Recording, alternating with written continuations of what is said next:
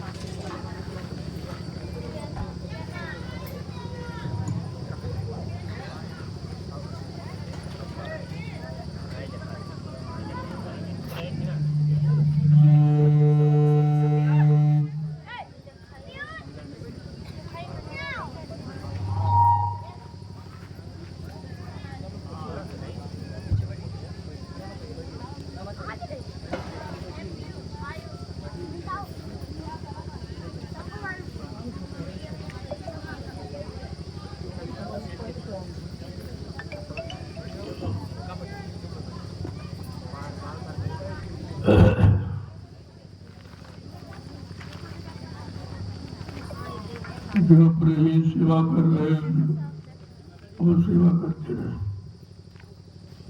देखो दोनों लाभ उठाओ, सेवा करते रहो और वचन सुनते रहो। केवल वचन सुनोगे तो सेवा का लाभ नहीं मिलेगा। आप यहाँ आए हो दोनों लाभ प्राप्त करो। सत्संग में तो नींद आ जाएगी लेकिन सेवा में नींद नहीं आएगी। तो सेवा भी होती रहे और सत्संग वचन सुनते रहो। सत्संग तो कान से सुने जाता और सेवा हाथ पैरों से होती है। इसलिए सेवा भी करो और सत्संग दोनों लाभ। आज ये दयाल बाग के उद्घाटन का आज ये पहला दिन है। आज से सत्संग प्रारंभ हो गया। तो आपको भी ध्यान देना चाहिए कि जो आपकी गाड़ी कमाई से जो दयाल बाग खरीदा गया वो आज ही के तारीख में खरीदा गया। 23 जो 23 तारीख है जो मुकर्रर की गई है, ये वही तारीख है जिस तारीख में दयाल बाग को लिया गया था। तो ये बराबर मनाया जा रहा था, लोगों को पता चले कि कितने साल हो गए। इसलिए आप उसका लाभ लेने के लिए आए हो तो सेवा भी करते रहो और सत्संग भी सुनते रहो। क्योंकि सत्संग को हाथ पैर से थोड़ी सुना जाता, वो तो कानों से सुना जाता। कान से वचनों को सुनते रहो और हाथ पैर से सेवा करते हो, दोनों लाभ मिलेंगे। सेवा का लाभ अलग है और वचनों का लाभ अलग। जय गुरुदेव जय गुरुदेव जय गुरुदेव जय गुरुदेव नाम किसका जय गुरुदेव नाम किसका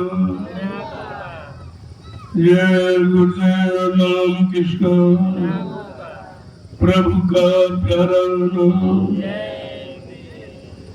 समृद्ध दाता दयालु पूज्य स्वामी जी महाराज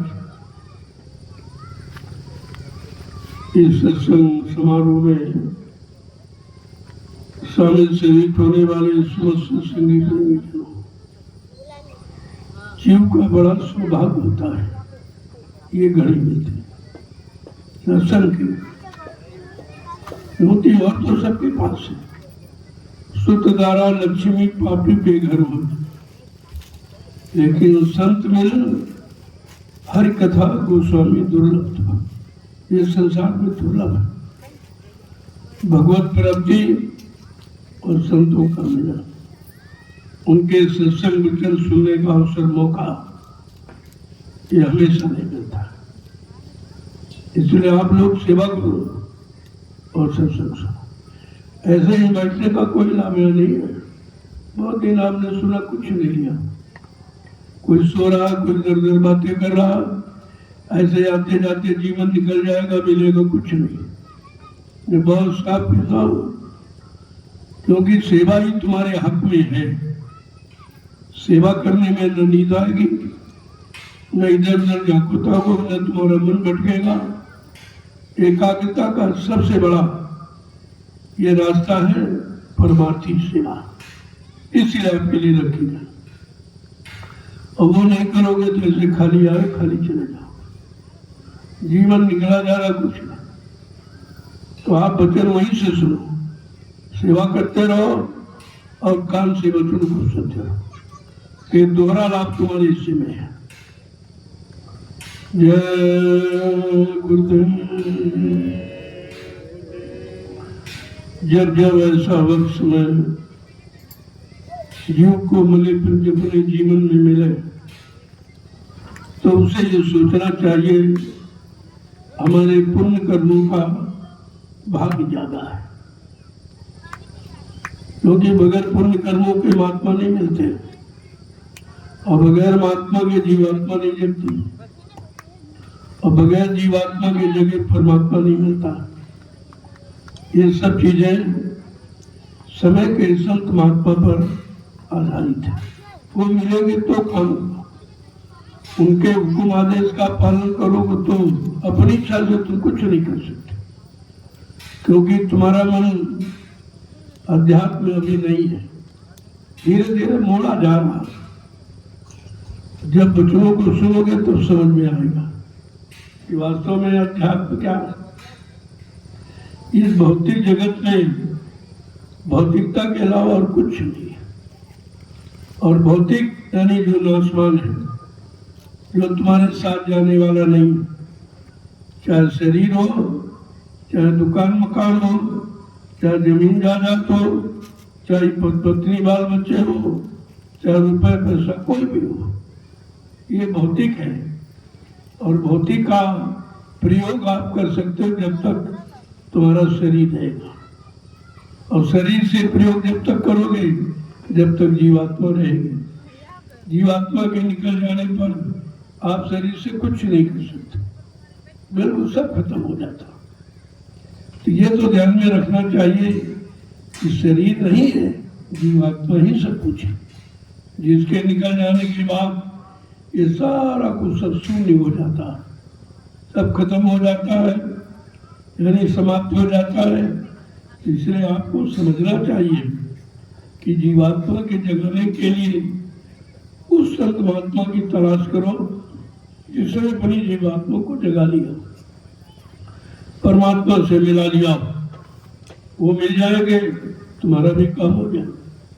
तुम चाहो कि हम कुछ कर रहे हैं, तुमने कभी किया ही नहीं है, तुमने कभी जाना नहीं, माना नहीं, पहचाना नहीं, तो तुम्हारे अंदर कोई तो जानकारी है नहीं।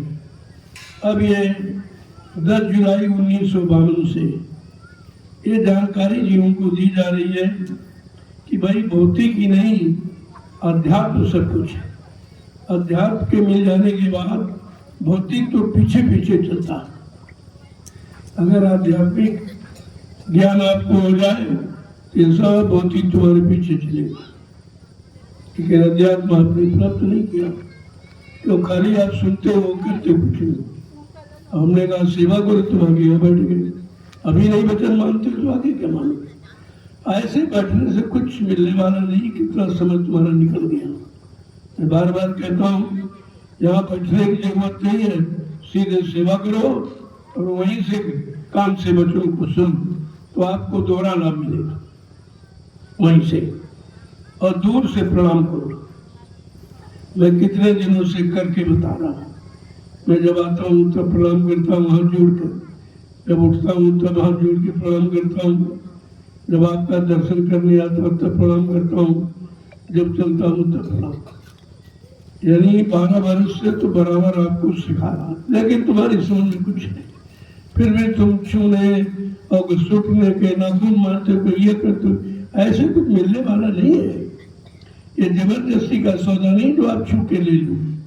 दूर से प्रणाम करो, प्रणाम का परिणाम आशीर्वाद होता है। जब प्रणाम करोगे तो आशीर्वाद प्राप्त करो, जब छूओगे तो कुछ नहीं मिलेगा। वो तो लोग पत्थर को छूते, कागज कैलेंडर को छूते, तीरथ मूर्त पे छूते, आनी पानी छूते, ये तो छूत वहां पर है। यहाँ ये नहीं है। आत्मा के कल्याण के लिए हमेशा प्रणाम ही किया जाता है, और उस प्रणाम का परिणाम है आशीर्वाद। इसको बराबर ध्यान में रखें। इसलिए दूर से मैं करता हूँ, आप भी दूर सीखो, छूने की कोशिश मत करो। मैंने ये सब धीरे धीरे बंद कर दिया। अब ज़्यादा मैंने एक बार केवल मिलूंगा शाम को, सत्संग होगा, थोड़े से बच्चे, ज़्यादा नहीं। मैंने बहुत सुना है, तुम सब भूल गए, कुछ नहीं याद है। अब मैं अपना समय खराब नहीं करूँगा और न तुम्हारा खराब करूँगा। जो मुख्य मुख्य बातें हैं वो तुम्हारे सामने रखूँगा, और बस आपका दर्शन कर रहा हूँ, दर्शन करके आ जाऊँगा। इस बात को बराबर ध्यान में रखिए। इसलिए पहले सेवा, फिर सत्संग, तब भजन, ये है मिलने वाला तरीका। अगर लेना हो तो सेवा करो। सेवा से मन शुद्ध होता, तन शुद्ध होता, बीमारियां जाती, परेशानी जाती। ये सत्संग सुनने से कुछ नहीं जाएगा, कुछ भी गया भी नहीं। आपकी संख्या नहीं गई तो मिलेगा क्या? मिलेगा परमार्थी सेवा से, जो सेवा संतों ने एक कलयुग के जीवों के लिए रखी। कि कलयुग का जीव गंदा है, कमजोर है, भोगी विलासी है, इससे अध्यात्म की कमाई नहीं हो सकती, तो इसको अध्यात्म का लाभ कैसे दिया जाए? कहा चलो इसके लिए कोई सेवा खोजी जाए। तो एक परमार्थी सेवा खोज के रखी गई, और ये सभी लोग कर सकते हैं, छोटा बड़ा, गरीब अमीर, पढ़ा लिखा अनपढ़, हिंदू मुसलमान, स्त्री बच्चे सब कर सकते हैं। और इसमें आपका एक पैसा खर्च नहीं होना। ये ऐसी सेवा है, इनमें कोई खर्च नहीं आपका हो, और लाभ इतना है जो तुमने खर्चा तक किया। पूजा है, पाठ है, तीर्थ है, मूर्त है, पत्थर है, कागज है, पानी है, इनमें आपने बहुत पैसा खर्च किया, लेकिन कुछ मिला आज तक, क्योंकि वहाँ कोई देने वाला नहीं है। वो तो तुम नहीं अच्छा से गए, अपनी इच्छा से वहाँ खर्च करके लौट आए, आपको तो कुछ मिला नहीं। और यहाँ आदेश दिया जाता, जब आदेश तो देता है वो देने का हकदार है, और उससे आप लेने के हकदार हो, मांगने के हकदार हो। जबरदस्ती छीन के आप ले सकते हो अगर आदेश पालन करते तो। आदेश पालन में इतनी बड़ी शक्ति है, इसलिए बच्चों को सुनो। मैं तो कह रहा हूँ आप सेवा भी जाओ, सेवा करो। मैं सेवा भी, मेरा ध्यान उधर ही है जो सेवा करते, मैं उधर ही देख रहा हूँ और उधर ही लोगों के लिए संदेश दे रहा हूँ। ये तुम जो बैठे हो सामने हमको दिखाई नहीं दे रहा, क्योंकि मेरी दृष्टि तुम्हारे पर नहीं है, वो सेवादारों पर है, भजनानंदियों पर है, सेवादारों पर। ये सांसारिक भाव विचारों से जो आए हैं, अभी तक आते रहे हो, इसीलिए तुम खाली बैठे हो। खाली ये कहते हो हमारा ध्यान नहीं बनता, हमारा भजन नहीं बनता, हमारा सुमरन नहीं बनता, हमको सत्संग नहीं याद रहता, हमारी माला छूट जाती। लेकिन कारण कभी पूछा ये सब क्यों होता? क्योंकि आपने वचनों को नहीं सुना, आदेश का पालन नहीं किया। जब आदेश पालन करोगे तो दया मिलेगी, दया मिलेगी तो सब काम दया से होगी। ये रुपए पैसे से काम संत मत में नहीं होता। ये कहो कि तुम्हारी सेवा ली जा रही, यहाँ उसकी जरूरत नहीं है। आपने दी तो मतलब हमने कहा चलो, क्योंकि आप इसलिए देते हो कि हम कहीं जा नहीं पाते, भजन कर नहीं पाते, सुमरन हो नहीं पाता, तो हमारी कुछ कमाई ले लो। तुमने कहा दे दो भाई, अब तुम्हारी कमाई किसी अच्छे काम में लगा दूंगा तो आपको लाभ मिल जाएगा। ये कमाई ही आपकी लगी, जो बैठे हो ये जंगल तुम्हारी कमाई से खरीदा, मेरा इसमें कुछ नहीं है, ये सब तुम्हारा है। तुम्हारा है, तुम्हारा रहेगा, न मेरा है न मेरा रहेगा। मैं तो एक निमिष मात्र आपका सेवक हूँ, सेवा कर रहा हूँ, आपकी सेवाओं का सही जगह प्रयोग कर रहा हूँ जिससे आपको लाभ मिले। बाकी हमारा कुछ नहीं और ना मैं इसके चक्कर में रहता हूँ। मैंने कभी किसी से 1 रुपया कभी नहीं मांगा और न कभी मांगता हूँ। ये काम मेरा नहीं है। हमारे गुरु ने मुझे भिखारी बनाया ही नहीं, भिखारी नहीं बनाया। कहा ये सब तुम्हारे पीछे पीछे चलेगा। जब तुम गुरु वचनों का पालन करोगे, गुरु आदेश का पालन करोगे, उनके अनुसार अपना जीवन बन चलाओगे और लोगों को अच्छे रास्ते पर चलने की प्रेरणा दे दोगे, तो ये सब तुम्हारे पीछे पीछे चलेगा। तुम्हें खोजने ढूंढने की जरूरत नहीं। और सब हो रहा, आप देख भी रहे, सब हो रहा। ये जितना भी हुआ है ये सब आपकी गाड़ी कमाई से, और जितना होगा ये आपकी कमाई से होगा। मेरे पास तो कुछ है नहीं। मैं तो बार बार कहता हूँ भाई मेरे पास कुछ नहीं, मेरे पास सिर्फ मेरी लंगोटी है और मेरे पास कुछ नहीं है। ये कपड़े आप लोग देते हो तो पहन लेता हूँ, एक रोटी खाता हूँ वो भी आपकी, जो भी सामान देते हो आप प्रयोग करता हूँ। तो हम सोचते हैं कि तुम्हारे सामान का, तुम्हारी रोटी का कर्जा न चढ़े, तो अब आपके साथ मेहनत कर रहा हूँ। कितनी मेहनत मैंने 12 वर्ष की, 28 मई 2012 से, शायद किसी ने नहीं की। एक भी प्रेमी मेरे साथ नहीं था, मैं सिर्फ अकेला था। और वहाँ तो वो तो पुराने प्रेमी सब वहाँ किसी ने जगाया नहीं किसी को, चाहे उज्जैन वाला हो चाहे मथुरा वाला हो, एक भी जीव को नहीं जगाया। वो पुरानी संगत गुरु की जगाई हुई है। लेकिन यहाँ सब जगाए गए हैं, यहाँ सबको समझाया गया, गुरु वचनों की याद कराई गई और उनका परमार्थ बनाया गया है। तब ये फुलवाड़ी आज आपके सामने दिखाई। ये तो एक छोटा सा कार्यक्रम है। गुरु पूर्णिमा तो 7 जुलाई से 12 जुलाई तक वो है, वो एक विशाल पर्व है। गुरु पूजा तो सभी जानते हैं, लेकिन हमारा आपका कितना बड़ा सौभाग्य, हमें सतगुरु पूजा का अधिकार मिला। सतगुरु पूजा किसी ने नहीं की, ये सबसे बड़ा अधिकार आपको मिला है।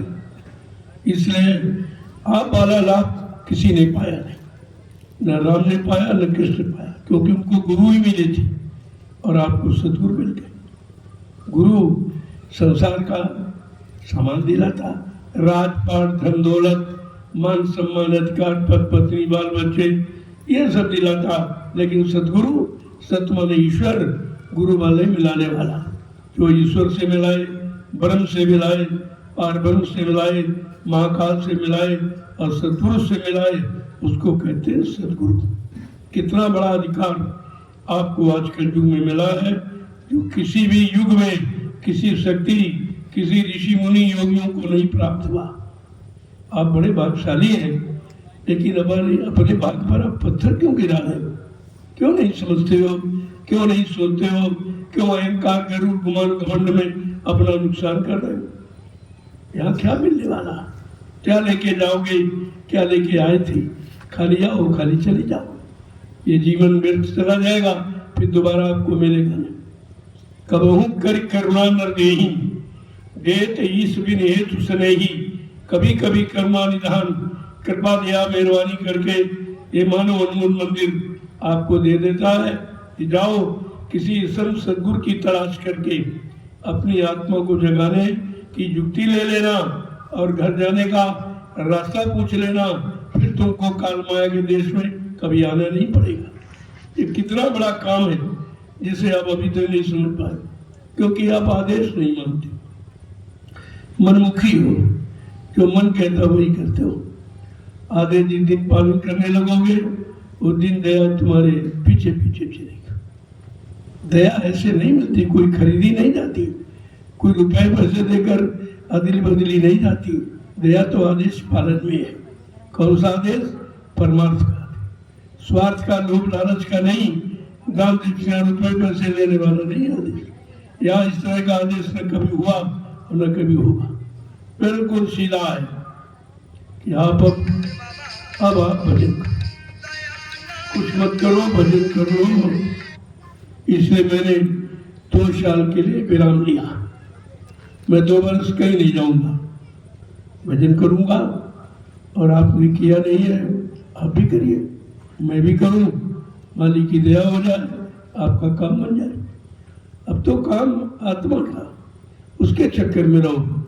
संसार तो किसी का बना नहीं, और बना उसका भी बिगड़ गया, वो साथ गया नहीं। अब इसके चक्कर में मत पड़ो, अपना परमार्थ बनाने की चिंता करो, उसी की तैयारी हो रही है। इसलिए मैंने सारे पिछले काम बंद कर दिए, मिलना जुलना ये सब खत्म। धीरे धीरे और बंद करता जाऊंगा ताकि आप भजन करो और हमको भी भजन का मौका मिले। मैं 12 वर्ष दौड़ता रहा, कोई भजन नहीं कर पाया, मौका नहीं मिला। कि दिन भर दौड़ता था, रात भर चलता था, दिन भर बोलता था, रात भर चलता था, इसी में 12 वर्ष निकल गए, भजन जो नहीं हुआ, समय नहीं मिला। अब मैं चाहता हूं कि 2 वर्ष का विराम लेकर भजन करूं। और जो मैंने संदेश दिया है, गुरु बचनों को याद कराई है जीवों को, मैं उसका रिजल्ट भी देखना चाहता हूं। इसका परिणाम क्या, कितने लोगों ने सुना, कितने लोग माना, कितने लोग उस पर चल रहे हैं और लाभ प्राप्त कर। इसलिए मैंने 2 वर्ष का समय आपके लिए दे दिया कि मैं चुपचाप भजन करूंगा। समय नहीं मिला था, कुछ हुआ नहीं है, और जो समय दिया उसका तुम्हारे में कोई असर प्रभाव में नहीं दिखाई दे रहा। हमारा भी समय खराब हुआ, तुमने अपना भी खराब किया, और किया कराए कुछ सब खत्म। तो अब बार बार वो समय नहीं, अब इस समय के अंदर लोगों को इंतजार करना पड़ेगा। पहले भी मैंने आपसे कहा था कि ये संदेश जो आज मुफ्त में मिल रहा, ये रुपए पैसे देकर भी आपको मोल कोई नहीं दे सकता। और जब समय खराब आएगा तो महात्मा संदेश देंगे, अब आप जाओगे तब तक तो और आगे चले जाएंगे, फिर दौड़ोगे पीछे फिर और आगे चले जाएंगे। 400-500 किलोमीटर तुम्हें दौड़ना पड़ेगा इसी संदेश के लिए जो आज आप ध्यान नहीं देते, फिर आपको पछताना पड़ेगा। इसलिए मैं बार बार ये कहता हूँ कि जो भी वचन मिल जाए उनको ऐसा संभाल के रखो जिन्हें सोने चांदी हीरा जवाहरात मिल गया। क्योंकि हीरा जवाहरात तो कुछ नहीं, उससे कोई भगवान नहीं मिलेगा, उससे कोई परमार्थ नहीं बनेगा, उससे किसी तुम्हारे पाप कर्म की अदायगी भी नहीं होगी, तो उसका कोई महत्व नहीं उसके आगे। इसलिए समय से आओ और बच्चों को सुनो। जैसे बछड़ा समय से छोड़ा जाता, दूध पी के बंदा चला जाता, लेकिन वो एक किलनी होती कीड़ा तो धन में छिपा रहता, वो खून चूसता रहता है लेकिन दूध कभी नहीं पाता। इस बात को ध्यान में रखें। यही हुआ है और ये अब भी हो रहा है। इसलिए मुझे 2 वर्ष के लिए विराम लेना पड़ा। मैंने बहुत मेहनत इतनी दौड़ा किया है कि शरीर में कुछ नहीं रहा, ये शरीर बिल्कुल खत्म हो गया। किसी किसी तरीके से आपका काम कर रहा हूँ।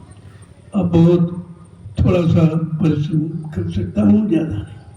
तो इसलिए परमार्थ की सेवा में समय दे दो, तुम्हारी पूर्ति उसी से हो जाएगी, तुम्हारा भला उसी से हो जाएगा, तुम्हारा कल्याण उसी से हो जाएगा, तुम्हारे तमाम जन्मों के पाप कर्मों की अदायगी उसी से हो जाएगी, उसी सेवा से। तो ये सेवा जो आप कर रहे हैं उसमें तुम्हारा कोई स्वार्थ नहीं, कोई बड़े बाल बच्चों के लिए नहीं करते हो। किसके लिए कर रहे हो? ये सेवा आदेश पालन करके कर रहे हो। आगे आने वाले भविष्य में लाखों करोड़ों लोग यहाँ आएंगे और तुम्हारी इस सेवा का लाभ उठाएंगे। वो सब कुछ लाभ तुम्हारे खाते में जाएगा। आप अगर सेवा न करते, आप सेवा न देते तो यहाँ कुछ नहीं होता। तो जंगल था, जंगल खरीदा था मैंने, और आपकी ये मेहनत है, आपने दिन रात मेहनत की है, अपना परमार्थ बना लिया, तमाम पिछले यानी जन्मों के पाप कर्मों को उतार दिया आपने। छोटा मोटा काम ये नहीं हुआ। और अभी जब भी यह काम होगा तो परमार्थ की श्रद्धा सेवा से होगा, और आप कुछ कर ही नहीं सकते, तुम्हारे बस का कुछ। सत्संग सुनते हो भूल जाते हो, नींद आने लगती, सुमरन ध्यान भजन करते हो नींद आ जाती हो, लेकिन सेवा में नींद नहीं आएगा, नींद नहीं जा सकती वहां, क्योंकि ये परमार्थी सेवा है। इसमें माया की कोई चाल, माया का कोई जाल चलने वाला नहीं है। इसलिए मैं बार बार आपको प्रेरित करता हूँ कि ज्यादा समय परमार्थी सेवा, कोई सेवा छोटी मोटी मिल जाए उस पर ध्यान मत दो। यहाँ तुम्हें बनाना बिगाड़ना कुछ नहीं, यहाँ अपने किए पाप कर्मों को उतारना है। ये उतारने का तरीका, बनाओ बिगाड़ तो सृष्टि का हुआ ही करता, कभी बनाया कभी बिगड़ेगा, कभी बनाया कभी बिगड़ेगा। कभी लोगों को बिगाड़ने में कर्म कट गए, किसी के बनाने में कट गए। यहाँ कर्म अपने अपने कर्म काटो, अपने घर की तरफ चलो, बाकी यहाँ बनाने वाले चक्कर में मत रहो। तुम कुछ बना नहीं सकते हो, क्यों? ये काल माया का देश है, इसमें बनाओ बिगाड़ रहता है। इसी बनाओ बिगाड़ में जीव फंसा पड़ा, और न बनाओ हाथ में आता न बिगाड़ हाथ में आता। जब तक परमार्थी वचन संत महापुरुषों के नहीं सुनोगे, तब तक न बनाओ समझ में आएगा न बिगाड़ आएगा। और जो कर रहे हैं तो सब बिगड़ने वाला, जो बच्चे पैदा कर सब मरने वाले, ये सब मर जाएंगे, ये सब मरेंगे, जिंदा कोई नहीं रहेगा, क्योंकि मृत्युलोक है। यहाँ मृत्यु के हवाले सबको जाना पड़ेगा। अब यह मृत्यु में जाने के पहले अगर महापुरुषों के वचन समझ में आ जाए, अब कुछ परमार्थ की कमाई कर ले, ये तुम्हारे साथ जाएगी। तुम्हारा रुपया पैसा साथ नहीं जाएगी, तुम्हारा जमीन दुकान मकान साथ नहीं जाएगी, तुम्हारे पति पत्नी बाल बच्चे साथ नहीं जाएंगे, लेकिन ये परमार्थ जो भी आप करेंगे वो तुम्हारे साथ जाएगा। क्योंकि इसमें आपका कोई स्वार्थ नहीं है, कोई लोग लालच नहीं है, ये तो आदेश पालन आप कर रहे हो, यही तो सबसे बड़ी चीज। और ये लोगों की समझ में नहीं आ रहा, कि कोई नहीं समझ पा रहा। इतनी बड़ी परमार्थ का विधान यहाँ बनाया गया है, परमार्थी धन कमाने की भूमिका बताई जा रही, लेकिन समझ में किसी की नहीं आती। दुनिया के लोग तो बिल्कुल इसकी तरफ ध्यान ही नहीं दे रहे, जैसे उनको सुनाई ही नहीं दे रहा, क्योंकि ये किसी ने कभी कराया नहीं और कहीं इसकी लिखा पढ़ी भी नहीं।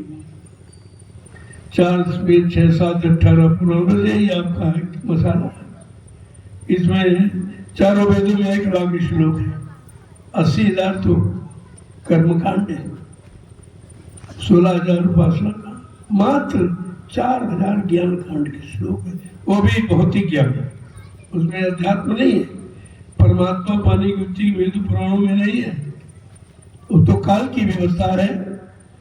और ये श्लोक काल के लिए, काल ने जीवों को फंसाने के लिए लिख दिया, और आप उन्हीं को पढ़ के उसी में उलझ गए हो। ये ग्रंथि ये सुलझाएगा कौन? ये तो उलझन है, ये सुलझन नहीं, इसी में सब उलझ गए। ज्ञानी कागज में उलझ गए और अज्ञानी पत्थर में, पानी में उलझ गए, तो दोनों उलझे बेचारे जड़ में। चेतन का नाम निशान कहीं नहीं, इनको पता ही नहीं चेतन क्या होता, और बगैर चेतन के चेतन मिलता नहीं। परमात्मा चेतन है तो शरीर से नहीं मिलेगा, शरीर तो यही छूट जाएगा, जला दिया जाएगा, या गड्ढा खोद के काट दिया जाए, ये नहीं जाएगा। आत्मा जाएगी, आत्मा चेतन है। तो आत्मा से परमात्मा की मिलने का चेतन रास्ता चेतन संत महापुरुषों से ले लो, आपका काम हो जाएगा। वैसे काम होने वाला नहीं है। तो जब तक किसी चीज को सुनोगे नहीं, सोचोगे, विचारोगे नहीं, समझोगे नहीं और करनी में नहीं उतारोगे, तब तक तो आपको लाभ मिलने वाला है। कितने दिनों से आप सत्संग सुन रहे? 10 जुलाई 1952 से 2012 मथुरा में सुनाई। किसी ने सुना? किसी की समझ में आया? कोई टिका? कोई गुरु की शरण में रहा? सब भटक गए, किसी ने सुना। और 28 मई 2012 से ये 12 वर्ष हो गए इधर सुनाते सुनाते। आपकी समझ में तो आया कुछ नहीं, तब मुझे बंद करना पड़ा, व्यवस्था बदलनी पड़ी। मैंने धीरे धीरे सब व्यवस्था बदल दी है कि आप सत्संग में आओ, कब समय पर, रोज नहीं, न रोज यहाँ दर्शन होगा, ये काम सब बंद हो गया। केवल एक समय वो भी दूर से मैं प्रणाम करता हूँ, आप भी प्रणाम। ये हुआ छुआ कुछ नहीं, ये छूना फूना नहीं है, ये दूरी में प्रेम पलता है, दूरी में प्रेम बढ़ता है, दूरी में आस्था मजबूत होती है। आस्था मजबूत होगी, रास्ता मजबूत हो जाएगा। लेकिन बात आप समझते नहीं, ये मैं कितने दिनों से बता रहा हूँ। बस अपनी अपनी मन मुक्ता में जुटे पड़े, कोई कहीं कुछ कर रहा, कोई कुछ कर रहा। अरे भाई, तुम्हारे बस का कुछ है? तुम अपना भला नहीं कर सकते हो तो दूसरे के भला का ठेका क्यों लेते हो? ये लोगों को अटका दोगे, भटका दोगे, इसका भी खमियाजा आपको भोगना पड़ेगा। आपसे क्या कहा गया था? खुद जगो, लोगों को जगाओ, खुद सत्संग में आओ, प्रेमियों को लेके आओ, खुद भजन करो और लोगों को भजन करने में लगाओ, परमार्थी सेवा खुद करो और लोगों को करने के लिए ले आओ, तो इन सबका काम हो जाए। ये तो कोई सुनता नहीं, सब मनवानी। कोई आश्रम बना रहा, कोई कह रहा सेवा यहाँ ले आओ, कोई कह रहा यहाँ ले आओ। अरे भाई, सेवा लेके तुम कुछ कर सकते हो? तुम्हारे बस का है कुछ? तुम अपने नहीं कर पाओगे तो दूसरे की सेवा क्यों लाद रहे हो अपने ऊपर? इसलिए मैंने मना किया, किसी को मत देना। कोई काम करने वाला नहीं है। तुम्हारी सेवाओं का दुरुपयोग करेंगे लोग, अभी तक करते रहे और अब भी करेंगे, और नहीं मानोगे तो ये दुरुपयोग में आपको कुछ मिलेगा नहीं। किसी के हाथ में कुछ, जब मैं यहाँ से लोगों को रजिस्टर इशू करूँ अपना साइन दस्तखत बनाकर, तो आप दे सकते हो, अन्यथा नहीं। जब आते हो तो ले आओ, हाथ में दे दो, मैं तुरंत कहीं न कहीं लगा दूंगा। तो मुझे तो चाहिए, मैं क्या करूँगा? मेरे कोई बाल बच्चा है नहीं, मेरे हम तो कुछ चाहिए नहीं। अब आपने दिया तो उसका एक बार संकट आपने खड़ा कर दिया सेवा देकर। अब ये सोचना पड़ता, भाई इनकी सेवा का दुरुपयोग न हो, न हमारे पर कर्जा न देगा, हमारे पर बाहर चढ़ेगा। इसलिए मैं एक चिंता और आप दे जाते कि सेवा देना, अब उसको अच्छी जगह लगाने की चिंता रहती, कहाँ लगाया जाए। तब ये जमीन आपकी ले ली गई, इसमें कुछ न कुछ व्यवस्था हो जाएगी, आपके काम आ जाएगी। और अगर आप ही ने दिया और आप ही खर्च कर दूँ तो इसमें कौन सा परमार्थ है? इसलिए मैंने आपसे कहा है कि आप आओ, अपनी व्यवस्था में आओ। जैसे मथुरा पहले जाती थी, कोई भंडारा नहीं था, कोई टेंट राउडी डेरा नहीं था, कुछ भी नहीं था। सब प्रेमी अपना सत्तू है, चना है, बाटी बना के ले जाते थे। बस भूख लगी, निकाला, खा लिया, बैठ के चर्चा करते थे कि भाई सत्संग में आज क्या कहा गया, इसका मतलब क्या। 10-10, 15-15, 20-20 प्रेमी बैठ कर आपस में चर्चा करते। और तुम्हारी चर्चा सब खत्म, तुम्हारी चर्चा रोटी की रह गई, किस भंडारे में अच्छा बन रहा, किस में क्या हो रहा, इसके अलावा कुछ नहीं। और बाजार में घुस गए, वही सांसारिक सामान खरीदने लगे। तो तुम क्या आश्रम इसीलिए आए हो? संसार में आश्रम में कोई अंतर नहीं है, नहीं समझ पाए। तब ये मजबूरन हमको बंद करना पड़ रहा कि अपनी एक तो तुम भजन करते नहीं हो। ये भंडारे जो चलते देखते, ये लाखों लोगों का अंदाजा पता नहीं कैसा किसने दिया है, कैसी कमाई का किस भाव में दिया, और आप आगे रोटी खा लेते हो, भजन करते नहीं है। एक तो पहले का चढ़ा कर्जा कर्मों का और चल रहा आप पर, इतना चढ़ जाएगा, हजारों जन्म आपको लेने पड़ेंगे, फिर भी ये कर्जा उतरेगा नहीं।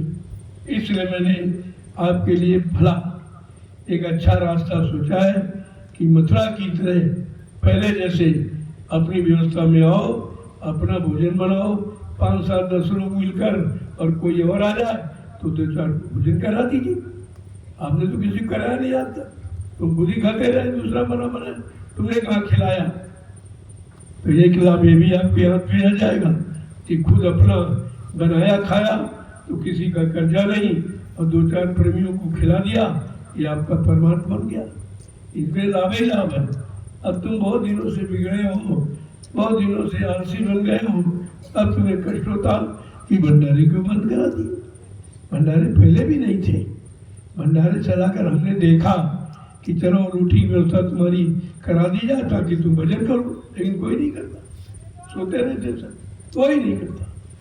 भजन तो आपने किया ही नहीं। अभी भजन करते तो बीमारी तुम्हारे दरवाजे नहीं आती, तुम्हारे शरीर में रोग नहीं आता, किसी तरह का कोई कष्ट मुसीबत नहीं होती, क्योंकि ऐसे बिन हर भजन खगेशा मिटिए न जीवन के कलेशा। जिंदगी में आने वाले जितने कष्ट मुसीबत बीमारी ये भगवान के भजन से जाते, और आपने भजन किया नहीं। इसलिए अब आप मैं भी करूँ, आप भी करो, मालिक की दया हो जाएगी, आपका काम सहज हो जाएगा। समय मिले तो आसन पर परमार्थी सेवा जरूर करो। वैसे तो पाप कर्म आप उतार नहीं सकते हो, क्योंकि इतना भजन तो करोगे नहीं, वही नहीं पाता, मन ही नहीं साथ देता, न शरीर साथ देता, न इंद्रिया साथ देती, मन बुद्धि चित्त सब बिगड़े हुए, कोई साथ देते नहीं है।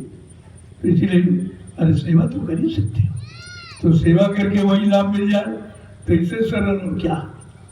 इसलिए मैं परमार्थी सेवा पर बार बार जोर डाल रहा हूँ कि कम से कम सेवा ही करके कुछ कर्म काट लो, कुछ पाप कर्मों से हल्के हो जाओ तो ज्यादा अच्छा है। नहीं तो ऐसे तो आवागमन ये छुटकारा पाने वाले नहीं आए, ऐसे नहीं जाएंगे आए करे चले। ऐसे तो बहुत दिन मथुरा में जाते रहे, कुछ हुआ मिला कुछ, ये आने जाने से कुछ नहीं मिलेगा, करने से मिलेगा। जब तक करोगे नहीं तब तक कोई लाभ तुम्हारे पास नहीं। इसलिए आज प्रथम दिन है तो मैं बहुत थोड़ा सा इशारा करूंगा कि आप आए हो तो कुछ सेवा जरूर करो, क्यों इस समय सबके घर में बीमारी है, सबके घर में, सबके शरीर में रोग है।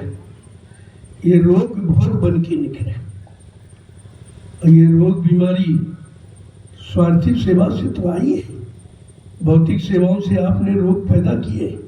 अब जरा आध्यात्मिक सेवा परमार्थी सेवा करके लोगों से निवृत्ति पालो, फुर्सत मिल जाए आप। तो आपके लिए एक सरल रास्ता सोचा कि करना न करना तुम्हारा काम, नहीं करोगे तो आगे भारी मुसीबत आ, तब आप दौड़ के आओ, मैं एक बात भी सुनने वाला नहीं हूँ, फिर मैं उस पर कोई विचार नहीं करूँगा।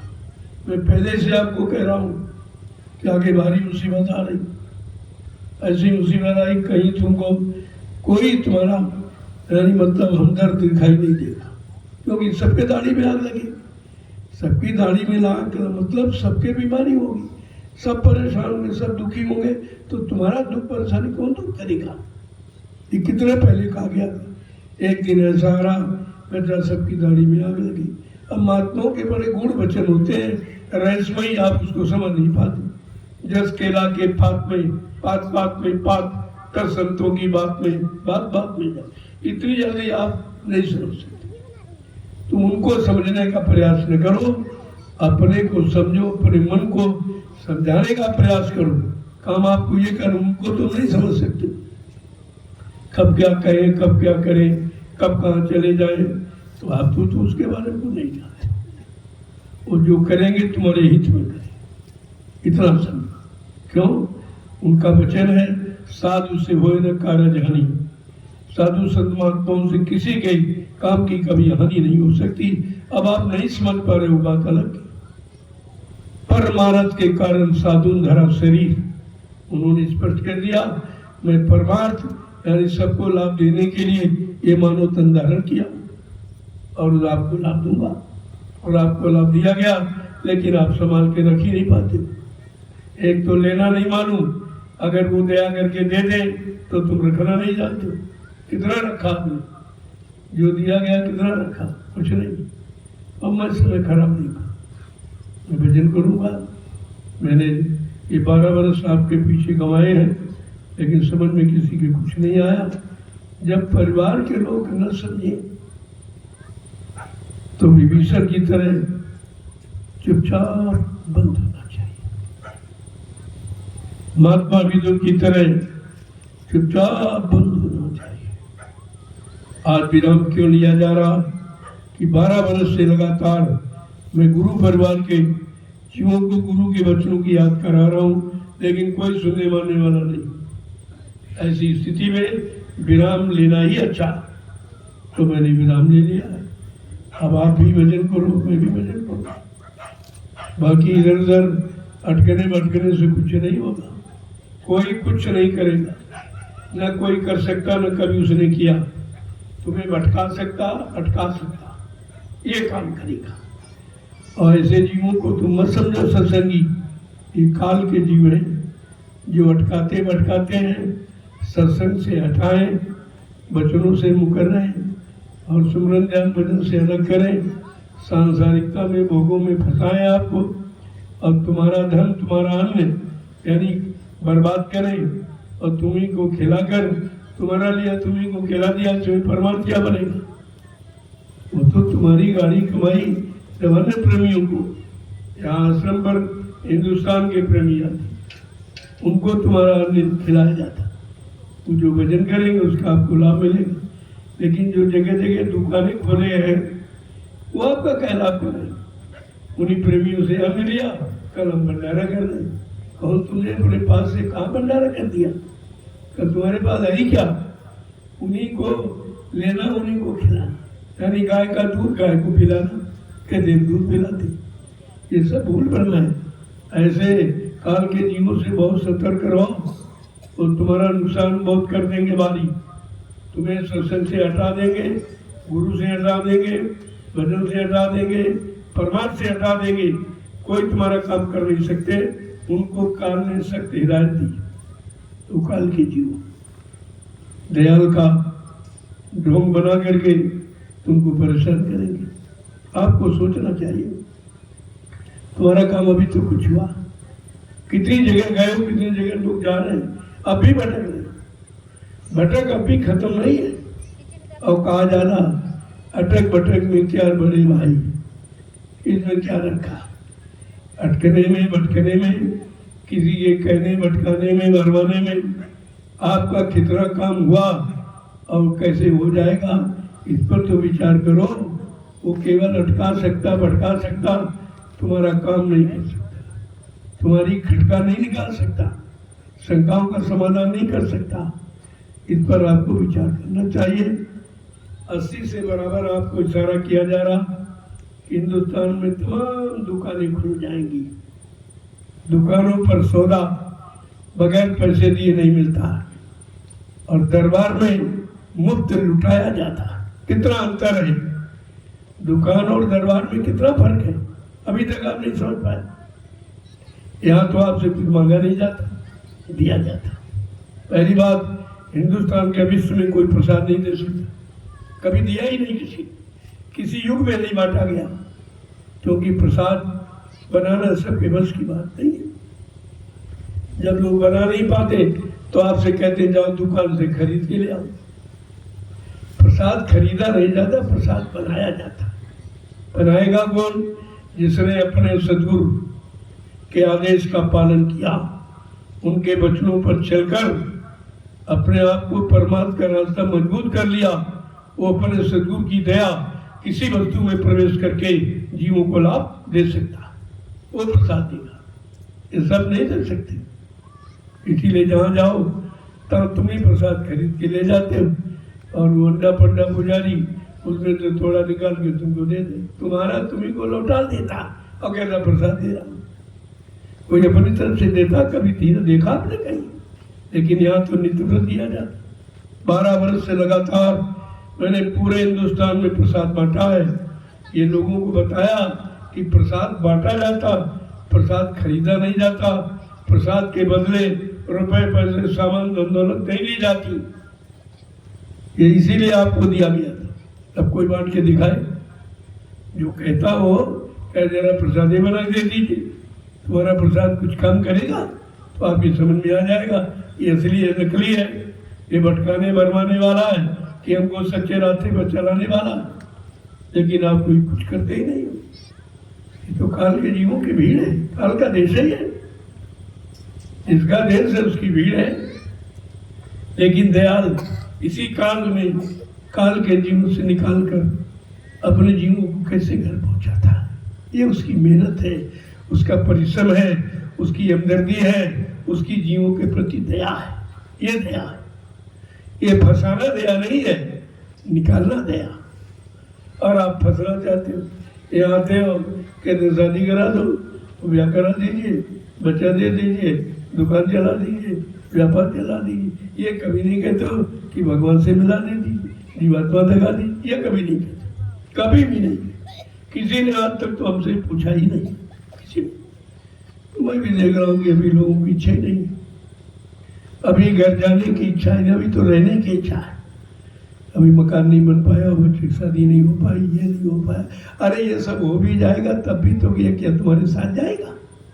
समय चला जाएगा और आपको जाएगा कुछ नहीं, समय चला जाएगा और ये समय बार बार आपको मिलेगा नहीं। तो कितने तरीके से आपको समझाने का प्रयास किया गया। 12 वर्ष लगातार मैंने पूरे हिंदुस्तान में घूमकर गुरु के वचनों की याद कराई। मैंने कोई भाषण स्वीप प्रवचन नहीं किया, गुरु के वचनों की याद कराई। इस तारीख में सदगुरु ने ये कहा, इस तारीख में ये कहा, इस तारीख में ये कहा, ये वादा किया, ये संकल्प लिया, ये प्रतिज्ञा की। अभी तो कुछ भी नहीं हुआ और लोगों ने भ्रम पैदा किया कि काम करने वाला चला गया, कहते वो तो मर गया। तो आपको तो सोचना पड़ेगा एक बार, जिसने कहा वो नहीं कर पाया तो ये कहां से कर देंगे? इनके बाद तो कुछ है ही नहीं, ये कहां से कहां? आपको कहना चाहिए, चाहने के लिए मैं मना नहीं करता, लेकिन मुझसे पूछो क्या तुम हमारा परमात्मा बना सकते हो? क्या हमारे पाप कर्मों में माफी दिला सकते हो? क्या हमारी जीवात्मा को जगा सकते हो? ये काम तुम्हारे बस का है? तो आपको पता चल जाए कि असली है नकली है, ये भटकाने भरमाने वाला है कि हमको सही सच्चे रास्ते पर चलाने वाला। आप इस समझ में आ जाए फट से।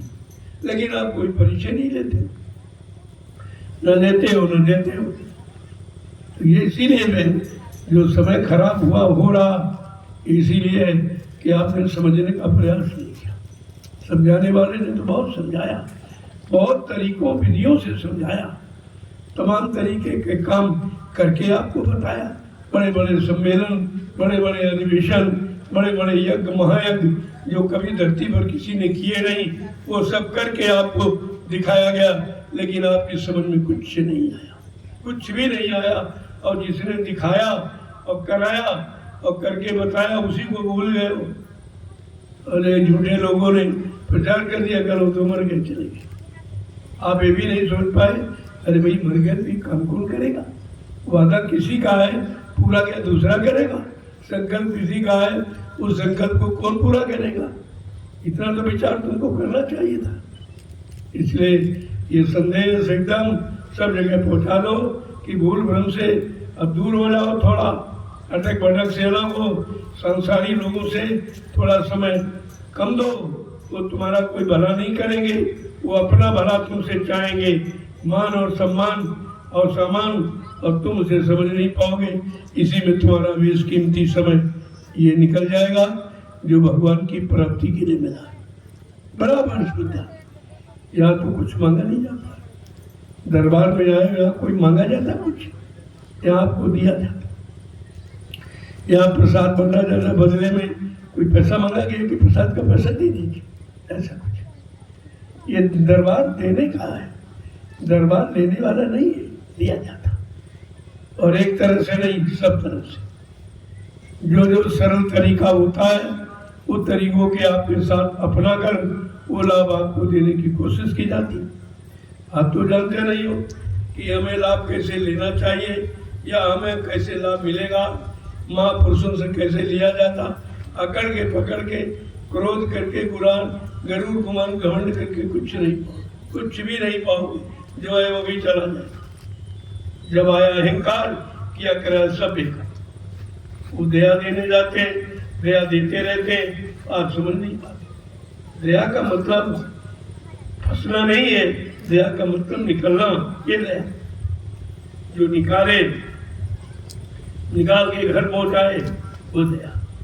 जो फंसाए, यही का सामान दे, यही में लगाए, वो दया नहीं है, वो है काल की चाल, काल का जाल। इन बातों पर विचार करो।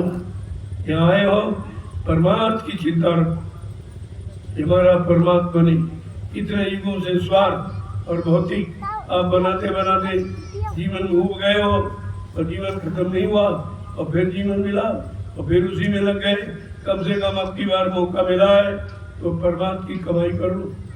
ये भी समय निकल जाए। न पहले किसी ने परमात्मा कराया, न आज कोई करा रहा। केवल नैमिषारण्य की पावन पवित्र भूमि पर परमार्थ की संदान सेवा चलो। और हिंदुस्तान में कहीं नहीं। किसी धार्मिक मिशन में चले जाओ, किसी राजनीतिक दल में चले जाओ, परमार्थ की बात कहीं आपको कोई बताएगा नहीं, क्योंकि परमार्थ के बारे में उसको जानकारी नहीं है। स्वार्थ में डूबे हुए लोग, स्वार्थकर्ता में लगे लोग परमात्मा को क्या जाने, कोई नहीं जानता। ये केवल नैमिषारण्य की जो 88,000 ऋषियों की तपोभूमि है, उस पर यह संदेश प्रसारित हो रहा है, क्योंकि उनको पहले दिया गया है कि नैमिषारण्य की पावन पवित्र भूमि पर जब किसी संत के जीव समय के जगाए नाम की साधना करेंगे, उनको भूमि का लाभ मिलेगा। ये रामचरितमानस में लिखा हुआ, क्यों नहीं पढ़ते उसको? तो लाभ ले लो। और 550 वर्ष से संत गोस्वामी जी महाराज ये सूचना दे रहे हैं कि नैमिषारण्य की पावन पवित्र भूमि पर किसको लाभ मिलेगा? कहा पंडा पुजारियों को नहीं, भोगियों को नहीं। यहाँ तमाम गांव बस गए, शहर कस्बे बस गए, लेकिन जो रामचरितमानस में लिखा है वो तो कहीं सिद्ध हुआ नहीं। तो सिद्ध होने का समय अब तब भूमि का चुनाव किया। मैंने जंगल खरीदा, तब जंगल, ये जंगल नहीं है।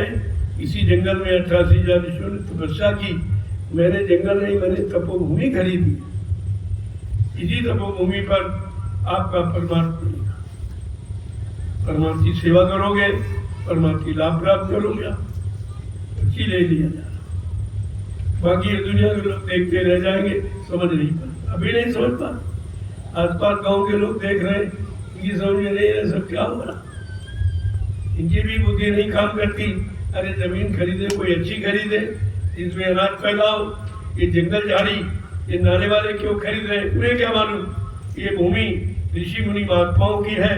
हमको महात्मा ऋषि मुनियों की भूमि चाहिए, क्योंकि हमको परमार्थी काम करना है और कराना है, इसलिए हमको तो वो चाहिए। अब ये बात समझ में किसी की आती नहीं, किसी की आए ना आए, तुमको तो समझना चाहिए। तो तुम ही बैठ जाओगे, तुम ही भटक जाओगे, तो फिर समझेगा। तमाम लोग भटक गए और अभी भटके अटके पड़े, अभी बड़े जीवन को खराब कर रहे। इतना सुनाने समझाने पर तो इनको माफी नहीं मिलेगी। मैं बड़े साफ शब्दों में कह रहा हूँ कि जब बताया जा रहा, जगाया चिताया जा रहा, आपको दिया जा रहा, फिर भी आप नहीं ले पा रहे, ये तुम्हारा दुर्भाग्य है। इसकी सजा कोई माफ नहीं करेगी। मैं प्रेमियों को बार बार आगा, अब पूरे हिंदुस्तान के जितने यानी धर्म मजहब हैं, मत मतांतर फिरके हैं, मैं सबको संदेश दे रहा हूँ कि अभी आप लोग जागो, नैमिषारण्य की पावन पवित्र भूमि पर आकर अपना परमार्थ बना लो, नहीं ये समय निकलता। ये परमार्थ कहीं नहीं मिले। तीरथ में चले जाओ, चाहे मूर्त के सामने, चाहे पानी के सामने रो गिड़गड़ाओ, ये कुछ होने वाला नहीं है, क्योंकि वहाँ कोई देने वाला नहीं। ये भूमि ऋषि मुनियों की जगाई हुई, उस समय संत कोई था नहीं, उनको तपस्या का लाभ बेचारों को नहीं मिला, लेकिन भूमि तो जगा गए। उस जगी हुई भूमि पर तुम अपनी जीवात्मा को जगाओ और धीरज से अपन घर पहुंचोगा। ये भूमि का लाभ। और कहीं कोई आश्रम बनाकर, कहीं कोई व्यवस्था बनाकर आप किसी का कल्याण नहीं कर सकते।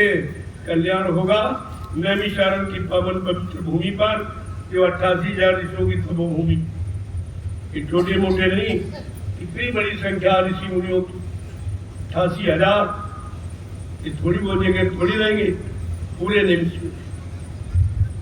ये जितने जंगल जारी है ये तपोभूमि है। मैं इसीलिए मुझे उसका मालूम है, इसलिए मैं खरीदा हूँ। मैं भी प्लेन जमीन नहीं खरीद सकता, लेकिन नहीं, आपका परमार्थ नहीं बनता, क्योंकि प्लेन जमीन में कोई सेवा नहीं मिलती है।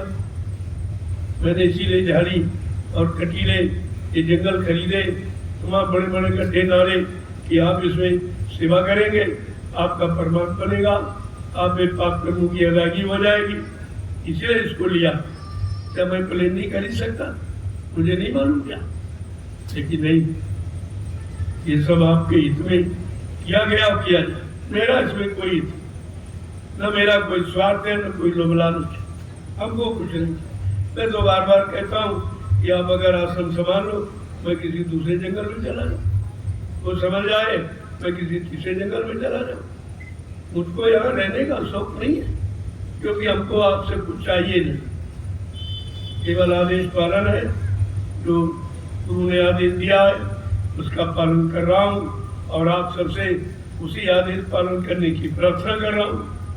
मैं तो कुछ नहीं करता, न मैं गुरु बनता, न सदगुरु बनता, न भगवान सरकार महाराज, ये काम मैं नहीं करता। ये नकली डिग्रियां, कपोल कल्पित, ये नाम के आगे जोड़ना कोई अच्छी बात नहीं है। काम करो, काम हो जाएगा, तुम्हारा नाम हो जाएगा। कहने से नहीं, करने से। यहाँ तो करने की बात कही जा रही, इसलिए अगर सत्संगी हो, सत्संगी का अर्थ है प्रेमियों को सत्संग में ले आए, सेवा में लगाए, सेवा करे, अपना परमार्थ बनाए, लोगों का परमार्थ बनाए। जब आप इतने लोगों को ले आओगे मोड़कर, उसका भी लाभ तुम्ही को मिलेगा। इतने जीवों को आपने जोड़ा। पहले भी कहा गया था, मेरा आध्यात्मिक संदेश सुना कर तुम जितने अगर एक जीवात्मा को मोड़ लोगे तो बच्चा 1,00,000 यज्ञों के समान फल मिलेगा। इतना बड़ा लाभ है एक जीवात्मा को अध्यात्म मोड़ने।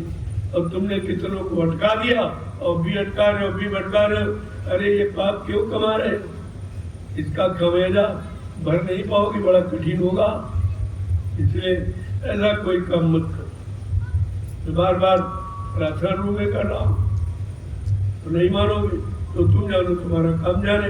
लेकिन आप ये नहीं कर सकते हो कि हमको किसी ने बताया नहीं। मैं तो यही 12 वर्ष से बता रहा हूँ, मैंने और कोई संदेश नहीं दिया इसी तरह का, कोई स्वार्थ का, कोई लोभ का, कोई लालच का, कोई अपने मान सम्मान का, अपने नाम का, अपनी जाति का, अपने गांव का कोई कर्तव्य का प्रचार तो मैंने किया नहीं। मैंने जयपुर प्रभु नाम का प्रचार, और आज भी करता हूँ और करता रहूंगा। इसके अलावा मेरा कोई प्रचार न सेवा लेने का, न सामान लेने का, न सम्मान लेने का, ये प्रचार यहाँ नहीं होता। तभी आपको सोचना चाहिए कि परमार्थ का प्रचार कहाँ, गुरु के वचनों की याद कहाँ दिलाई जा रही, और वहां तो कोई दिलाएगा। तुम्ही से अंदर आदमी की सेवा दो, पैसे की सेवा दो, और तुम्ही को खिला देगा बना के। यानी तुम्हारा अन्न तुम्ही को खिला दिया, तो इसमें कौन सा परमार्थ? ऐसे तो अपना अन्न रोटी घर में सभी लोग खाते, लेकिन वो रोटी में कोई परमार्थ है उसमें? कम से कम कुछ तो सोचो, विचारो। काल के जीव इतने होशियार कि तुमको बहका लेते। तुम दयाल के होकर भी कुछ समझ नहीं पाते हो, क्योंकि दयाल के वचनों को आपने सुना ही नहीं। सुना तो उस पर गौर ख्याल ध्यान नहीं दिया, इसीलिए आप भ्रमित हो जाते। तो धीरे धीरे ये भ्रम समाप्त करो। समय बहुत थोड़ा, अब तुम्हारे जीवन का समय बहुत कितना निकलेगा? किसी का 50, किसी का 60, किसी का 70, और 100 वर्ष का जीवन का युग में मिला है। कितने बचे? और वो बचा है जिसमें कुछ कर नहीं सकते। न शरीर साथ दे रहा, न मन साथ दे रहा, न इंद्रिया साथ दे रही, कुछ आप कर ही नहीं सकते हो। तो जीवन तो 50 तक ही ठीक होता, 50 के बाद तो बेकार होता। इसीलिए सरकार रिटायर कर देती, कि अब आप काम करने लायक नहीं, आप काम नहीं कर सकते, आपको रिटायर कर। फिर भी तो नहीं समझ पाए हो कि गवर्नमेंट 60 साल में रिटायर क्यों करती है। कहते 60 साल के बाद मानव की बुद्धि विकासशील कार्य नहीं कर सकती है, मानव का शरीर में शक्ति समाप्त हो जाती है, वो ज्यादा परिश्रम नहीं कर सकता, इसलिए उसको रिटायर कर दिया। अभी तक आप नहीं समझ, अभी जुटे पड़े हो। समय चला गया, वो मिला नहीं, कहीं बचपन गया, आपके यहाँ कुछ लगा नहीं, जवानी आई, भोगों में खत्म कर दी, तभी आपको कुछ नहीं मिला। अब ये चंद दिनों का बुढ़ापा रह गया, तो इसमें कहा भाई कुछ भजन कर लो, कुछ परमार्थ कर लो, शायद तुम्हारा कुछ काम भला हो जाए, कुछ बच जाए। आप नहीं मानोगे तो तुम जानो तुम्हारा काम। हमारा काम तो प्रार्थना करना है, 12 वर्ष से लगातार कर रहा हूँ, अभी कर कि भाई मेरी प्रार्थना स्वीकार कर लो, परमार्थ की तरफ चलो। बहुत स्वार्थ, बहुत भोगी जगत में भोगों में डुबकी लगा के आपने क्या किया, शरीर की सारी शक्ति बर्बाद कर, मन बुद्धि चित्त को खराब कर दिया है, शरीर को कमजोर कर दिया, लिहाजा अब तुम्हारे से कोई काम होने वाला नहीं है। लेकिन संतों ने फिर भी आपको ढाढ़स बंधाया, आपका उत्साह भंग नहीं किया, कहा कि एक घड़ी आधी घड़ी आदि मां पुण्य आप गोस्वामी संगत साथ की हरे कोट अपना। अगर संतों की एक घड़ी का अगर सत्संग कर लिया, सुन लिया नहीं, सुना दिया नहीं, कर दिया, तो करोड़ों जन्मों के पाप कट जाते। इतना बड़ा लाभ सत्संग वचनों का। और आपको 60 साल मथुरा में सुनाया गया, कोई लाभ नहीं लेता। 12 वर्ष फिर याद कराया गया, कोई लाभ आपके पास नहीं। अभी भूल भटक गए, क्योंकि काल के युग को भटकाने वाले हैं, वो दयाल का रूप बनाएंगे, दयाल का नाटक करेंगे, दयाल की बात करेंगे, लेकिन काम काल का करेंगे। इसलिए आपको सत्संग में जुड़ने नहीं देंगे, आने नहीं देंगे, परमात्मा की सेवा करने नहीं देंगे, क्योंकि अगर ये कर लोगे तो काल का कर्जा खत्म हो जाएगा, फिर आप चले जाओगे, तो काल का राज कैसे चलेगा। वो तो अपना काम कर रहा, तुम्हें अपना काम करना। इतना स्पष्ट आपसे कहा गया कि काल जीवों को फंसाने में इतनी मेहनत कर रहा है, उससे लाख गुना करोड़ गुना दयाल अपने जीवों को निकालने की मेहनत कर रहा। अब ये दोनों की घोड़ है, काल दयाल। तुम काल की तरफ जा रहे हो कि दयाल की तरफ, स्वार्थ की तरफ जा रहे हो कि परमार्थ की तरफ जा रहे हो, तुम निकलने की तरफ चल रहे हो कि फंसने की तरफ जा रहे हो। अभी तक आप इतना भी विचार नहीं कर, यही तो सत्संग है, आपकी समझ में कुछ नहीं है। जय गुरुदेव, जय गुरुदेव,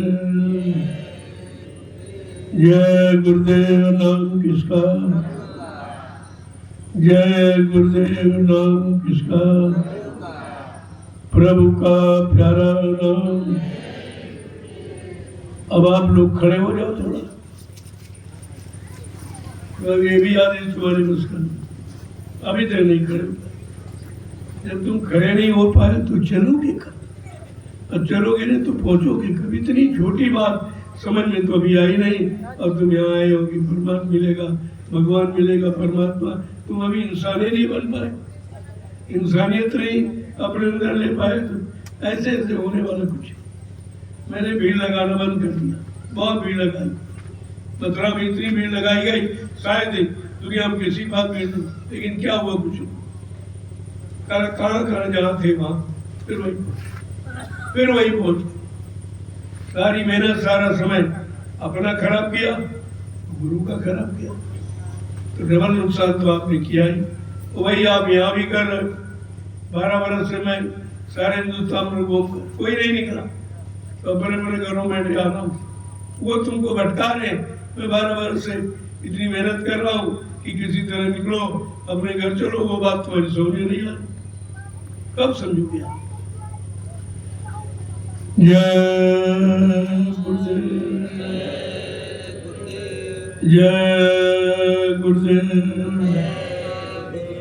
जो प्रेमी सेवा कर रहे हैं, जोर से बोलो। सब मिल बोलो, बोलना होगा, अभी से बोलो, दुख दर्द हरेंगे, सब कष्ट मिटेंगे, सुख शांति भी देंगे, सबके दाता, सबके मालिक, प्रेम से बोले, ये नाम नहीं इंसान का, ये काम नहीं इंसान का, काम है प्रभु का।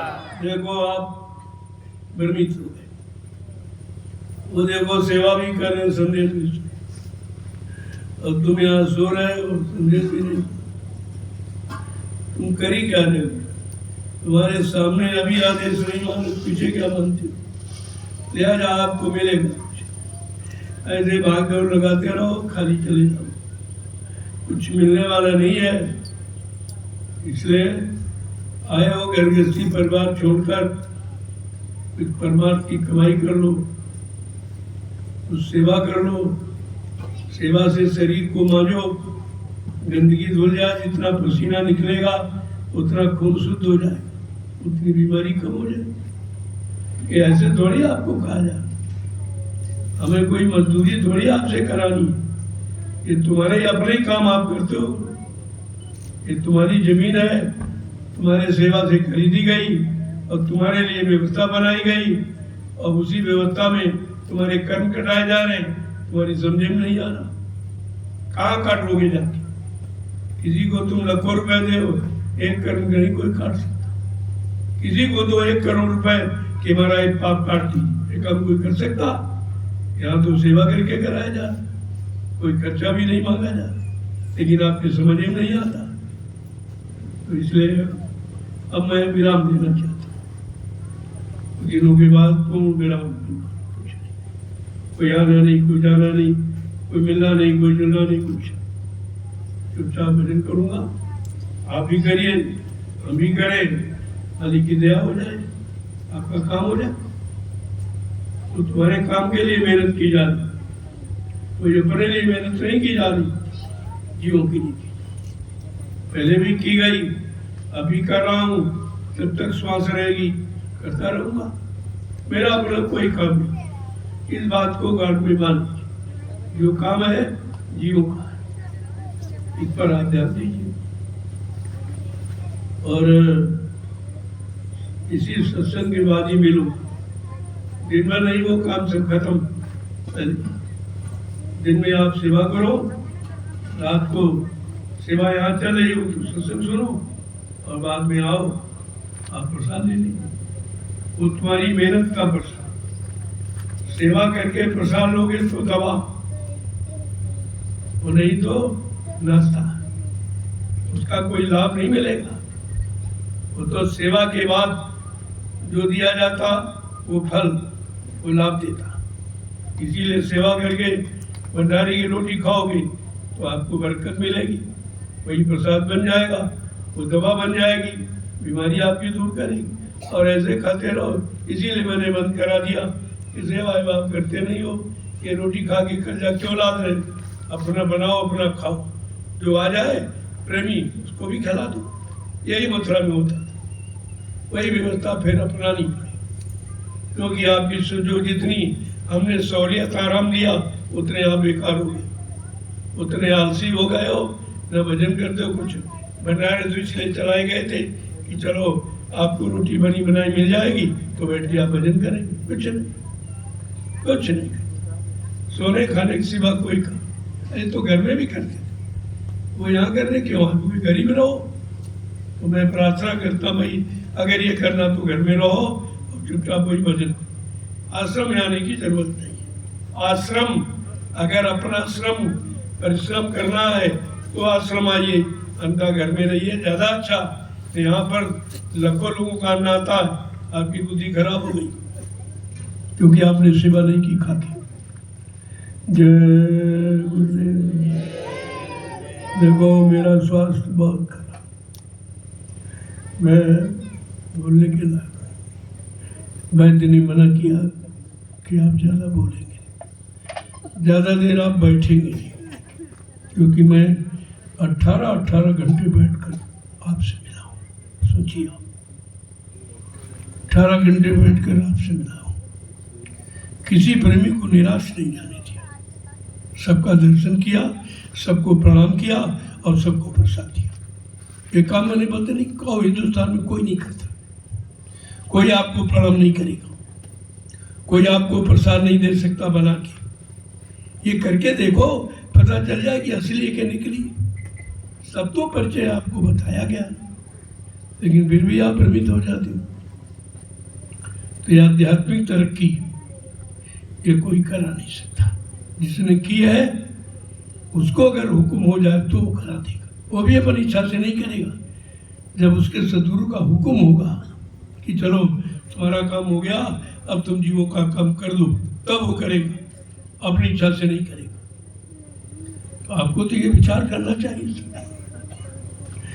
जय गुरुदेव। अब प्रेमियों, सेवा का समय पूरा हो गया।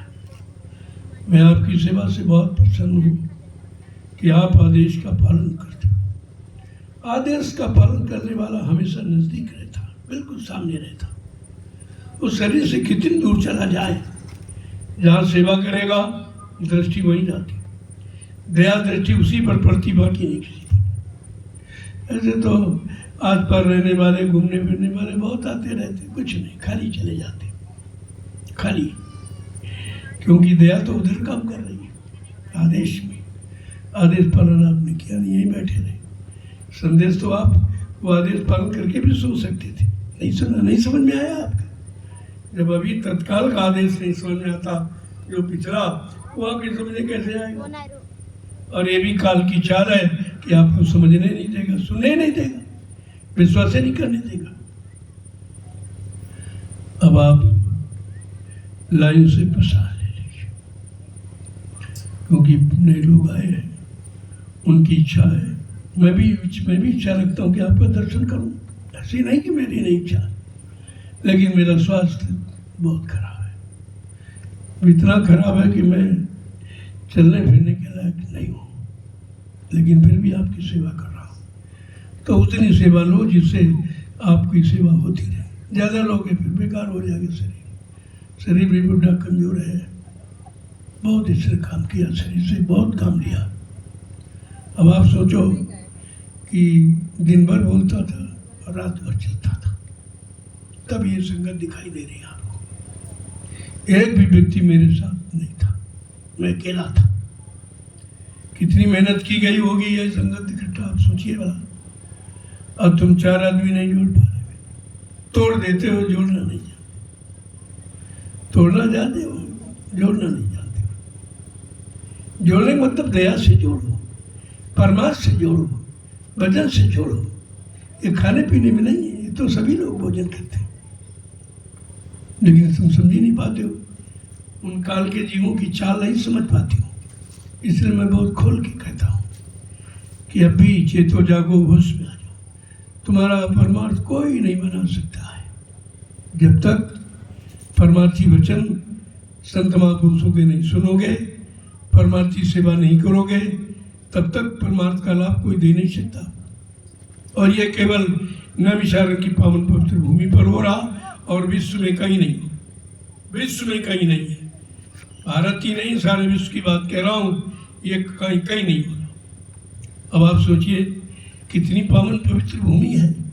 88,000 ऋषियों ने 1000 वर्षों तक तपस्या की है, ऐसे नहीं हुआ। आज उसका लाभ मिलने का समय आया तो काल ने बखेड़ा खड़ा कर दिया, तुम्हें वहीं बहका लेता, वहीं रोक लेता, इस पावन पवित्र भूमि तक आने नहीं देता। क्यों?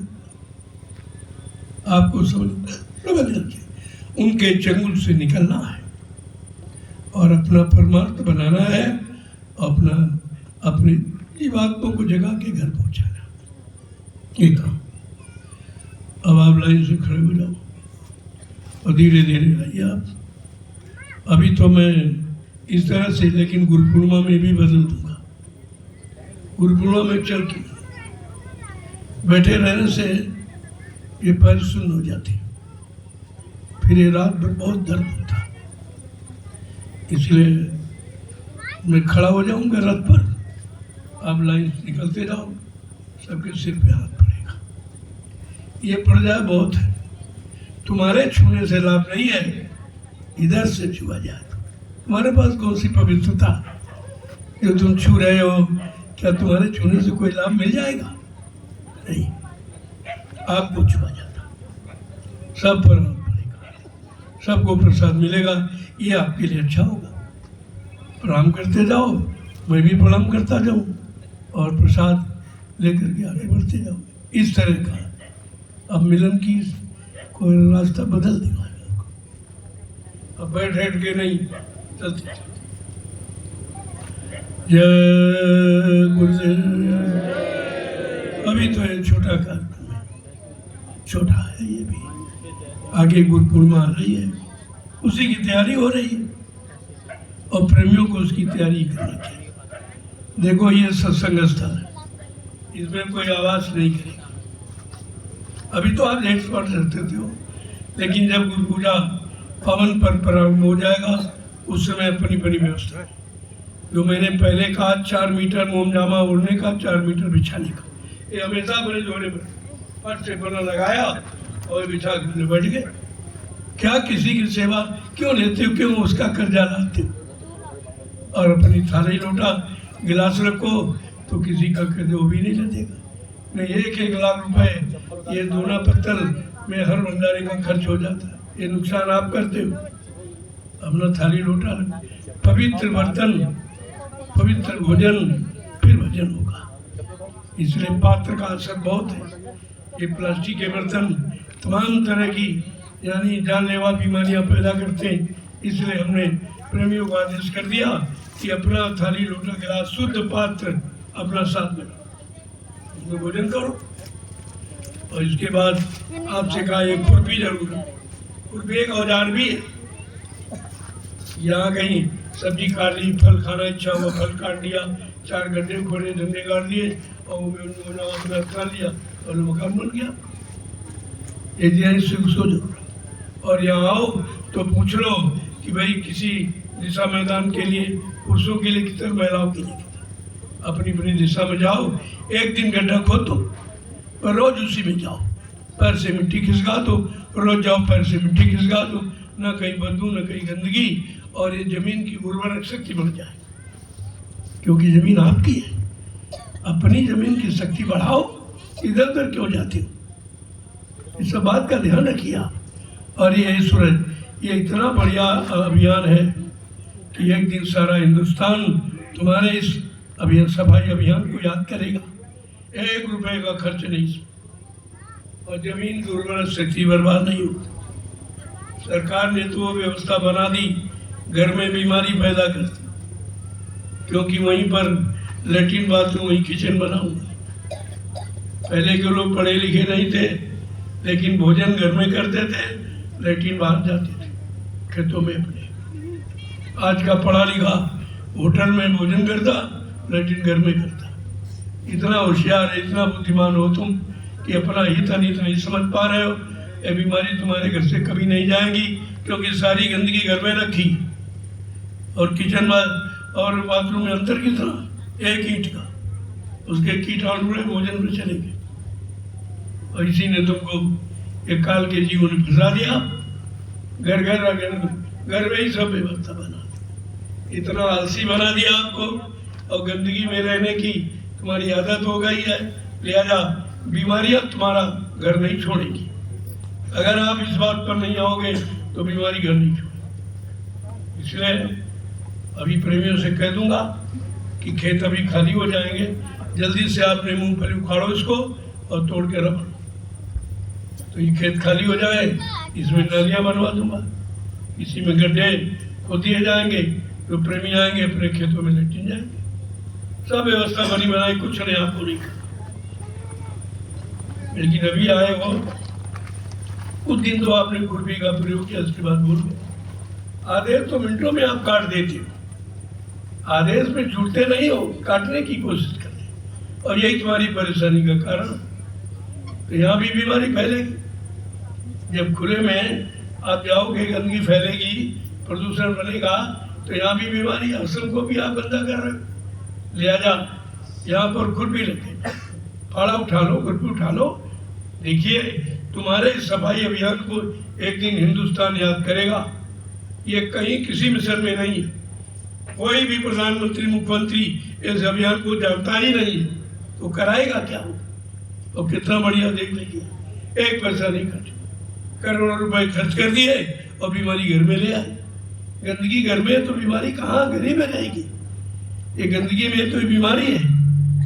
अब उसको घर में रखने की आदत सब घरी में, जहाँ जल यानी जल स्तर कम है, ऊपर है पानी, वहाँ तो लैट्रिन के गड्ढे का पानी और पीने वाला पानी एक ही मिल जाता। इसलिए जल प्रदूषण कहते हैं, लेकिन ये बताते नहीं जल प्रदूषण हो क्यों रहा है। तुम्हारी नीति के कारण हुआ, तुमने ऐसा काम शुरू किया। कभी ऐसा किसी युग में नहीं हुआ।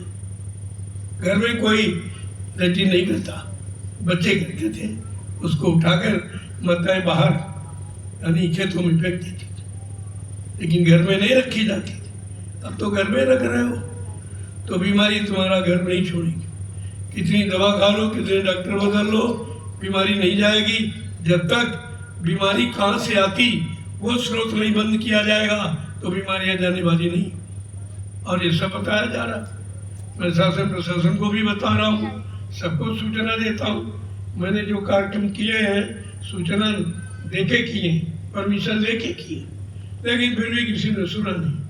न राजा सुनता, न प्रजा सुनती, न धर्माचार्य सुनते, वो भी नहीं, बेचारे नहीं, वो भी कुछ नहीं जानते। ये सब क्या हो रहा, सबके यहाँ में यहाँ मिलाते चले जा रहे हैं। लिहाजा विनाश विनाश की स्थिति इसी की हो गई। विनाश कह रहे विपरीत बुद्धि, जब बुद्धियां विपरीत दिशा में चली गई तो भी विनाश निश्चित है, इसे कोई रोक नहीं सकता।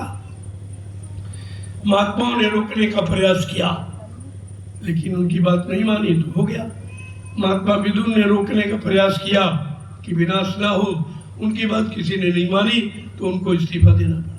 यहाँ किसी मंत्री ने इस्तीफा दिया, किसी मंत्रिमंडल में रहने वाले ने अपने राजा को सही सलाह दी है?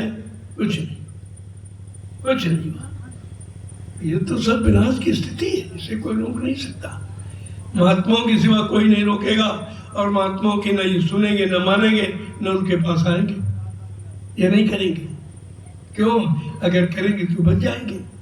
इनका तो गला भर गया, बचे के कैसे? जय गुरुदेव। अब आप प्रसाद ले लो।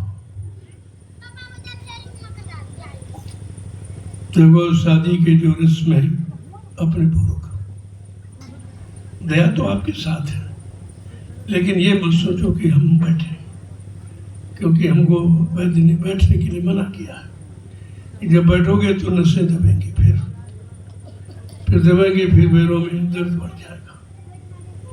ये 18 घंटे बैठ कर ही तो ये दर्द पैदा हुआ है, जो रात में नींद कभी नहीं आती। अब आप सोचिए कितने कष्ट मुसीबत में, लेकिन फिर भी आपकी सेवा से इनकार नहीं करता। जितना मिल जाए उतना ही बहुत है। यही शुक्र करो कि ये भी मिल रहा, ये भी बंद हो जाए, ये भी नहीं मिले। तो अपने रीति रिवाज रस्म निभाओ, दया तुम्हारे साथ है, बराबर आप उसको करिए, लेकिन हमारी उपस्थिति मत कराइए। बीमारी बढ़ जाएगी, मुझे कार्यक्रम बंद हो जाएगी, कुछ नहीं बोल पाऊंगा। अब मुझे दवा लेना है और फिर आ रहा हूँ, इसीलिए मैंने यहाँ आवाज नहीं दयाल बाग, क्योंकि उद्घाटन दयाल बाग का, ये पर्व दयाल बाग का है, इसलिए उद्घाटन दिवस तक दयाल बाग में ही रहूँगा। इसके बाद देखूंगा, वहाँ भी कुटी तैयार हो गई है। झारखंड के प्रेमियों ने बड़ी मेहनत की, जो 4 महीने में काम होता 4 दिन में कर दिया, उनकी मेहनत देखिए। ये झारखंड के प्रेमी हैं जो अथाह मेहनत करते हैं, बहुत ईमानदार। ऐसे लोग अगर 1000-2000 मिल जाए तो देश का काम हो जाएगा, देश का काम हो जाएगा। बहुत ईमानदार मेहनत कर, 1 मिनट नहीं बैठते। कल 3 बजे रात तक उन्होंने सेवा की। अब सोचिए आप तुम तो यहाँ खाने सोने आए हो, तभी खाली चले जाते हो, खाली रह जाते हो। वो सेवा भाव से आए, सेवा कर रहे हैं, सेवा का लाभ उठा रहे, और तुम ऐसे खाली आए हो, खाली चले जाओ, कुछ लाभ नहीं मिलेगा। खाली रोटी तोड़ने आए हो और रोटी का कर्जा भंडारों का लाद के चले जाओगे, तुम्हारे हाथ कुछ नहीं लगेगा। इसलिए मैंने कह दिया कम से कम रोटी कर्जे से बच जाओ, अपना बनाओ खाओ, जो आ जाए 2-4 प्रेमियों को उनको खिला दो, तो कुछ परिवार तुम्हारा भी बन जाएगा। जिस दिन महात्माओं ने पहले भी कहा, अगर तुम्हारी रसोई में एक खुराक नहीं निकलती, कोई भोजन नहीं करता, समझ लो तुम्हारे अन्न में दोष। क्यों नहीं कोई आया? इतना बड़ा लाभ है तो आप अपना अपना बनाइए, खाइए, प्रेमी आ जाए, 2-4 जो आ जाए उनको खिला के लाभ प्राप्त कर लो। आपको लाभ, भंडारे का लाभ पाने का मौका दिया जा रहा, और तुम उसमें क्रोधित हो रहे हो कि ये क्यों कर दिया, ऐसा क्यों कर दिया, ऐसा इसलिए कर दिया कि तुम्हारे ऊपर ये अन्न का कर्जा न लदे। तुम बच जाओ उससे, अपना बनाओ, अपना खाओ, लोगों को खिलाओ। शिक्षा तो ये है, यही मथुरा में शुरू किया गया, वहाँ भी भंडारे चल गए, सब बिगड़ गया। जितनी सुविधाएं उतना ही बिगाड़, जितना आराम उतना ही हराम हो गया, सब बिगड़ गया, कुछ नहीं बचा। लिहाजा अब वो स्थिति ना आने पावे, मैंने अपने विचारों को बदल दिया है। आपके हित में है, हित में नहीं। तो जो प्रेमी आए अपना उधर बाहर, अभी तो कोई बात नहीं आ रहे हो, लेकिन ये सत्संग स्थल है, और वो बाहर वाला भी सत्संग स्थल, वहाँ भी मैंने दुकानें सब हटवा दी कि भाई ये सत्संग स्थल है, आप थोड़ा हटके पीछे लगा लो, बहुत जगह तुम्हारे पास पड़ी, जगह क्या कमी है। लेकिन ध्यान रखो इस बात का, जो कहा जाए उसका तत्काल पालन करो, तब तो लाभ है। और बाद में सेवादारों ने अगर उठा के सामान फेंक दिया तो आप कहोगे हमारा हमको भगाया जा रहा, हमको उठाया। मैं कितने पहले से कह रहा हूँ, पिछले कार्यक्रम से मैंने कहा था कि धीरे धीरे एक गेट पर से आप दुकानें हटा लीजिए। ये दुकान, ये सौदा बेचने का सत्संग नहीं स्थल है, ये परमार्थ की कमाई का है, इस बात का ध्यान रखें। और वैसे ये आगामी महाविश्वविद्यालय जो बनेगा उसका ये ग्राउंड है, इसको पहले से घेर के रखा गया, इसमें किसी तरह का कोई कुछ नहीं। ये दुकानें जो मंदिर की तरफ लगाए, आप इसको हटा लीजिए, जहाँ मंच बनेगा फिर आपको हटा दिया जाएगा, क्योंकि ये जमीन किसी की नहीं खरीदी गई, सब खरीदी गई। केवल 18 विश्वा छोड़कर मंदिर, उसके अलावा नहीं, सब आश्रम की है, आश्रम के काम के लिए है, और आश्रम का काम होगा, वहाँ मंच बनेगा, वहीं से संदेश सब। तो आप जब मर्यादा का पालन नहीं करोगे, अनुशासन का पालन, तो दूसरा कैसे करेगा? आप करो, लोगों को कराओ, सिखाओ लोगों, तो आपको लाभ मिल जाएगा। तुम खुद ही करने के लिए तैयार नहीं हो। जय गुरुदेव, जय गुरुदेव।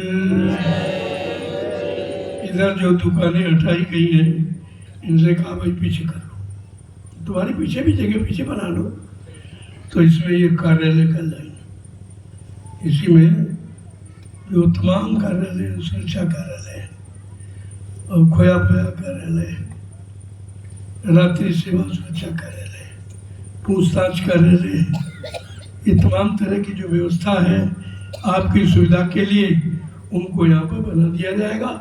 आने वाले प्रेमियों को कोई परेशानी न हो कि भाई हमारा मतलब इंटेंट कहाँ लगा, हमारा जिला कहाँ लगा, सब उसमें पूछताछ कार्यालय में दर्ज करा दिया जाए।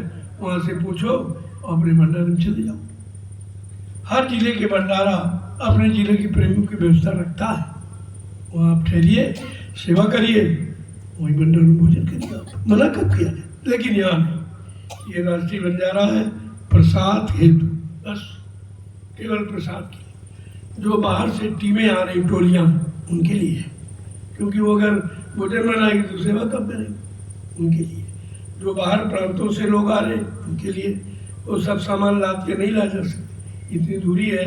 जो कलकत्ता से आ रहे हैं, बम्बई गुजरात से आ रहे हैं, मतलब यानी, तो वो बेचारे लाद के नहीं ला पाएंगे, उनके लिए भंडारा है ये। वो अपना सेवा सिम देते हैं और इसी भोजन कर लेते हैं।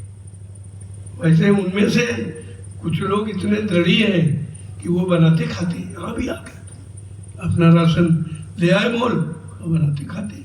और जो आदेश का पालन करता वो सब तरह का ध्यान रखता है। उनके पास कोई किसी तरह की मतलब लापरवाही नहीं है, कोई बहाना नहीं करते, वो तत्काल उसका पालन करते। और यही लाभ पाने का तरीका। और आप ये करते नहीं हो तो लाभ से वंचित हो। अब रोते घूम रहे हो, बीमारी नहीं जा रही, परेशानी नहीं जा रही, ये झगड़े नहीं जा रहे, ये वहाँ अकाल मौतें हो रही, एक्सीडेंट हो रहे हैं, दुर्घटनाएं हो, क्यों हो रही? आप मानते नहीं इसलिए हो रही। तो कुदरत ने चार्ज ले लिया, अब वो अच्छी तरह से मनवाना जानती है। जय गुरुदेव। चलो आप लोग चले।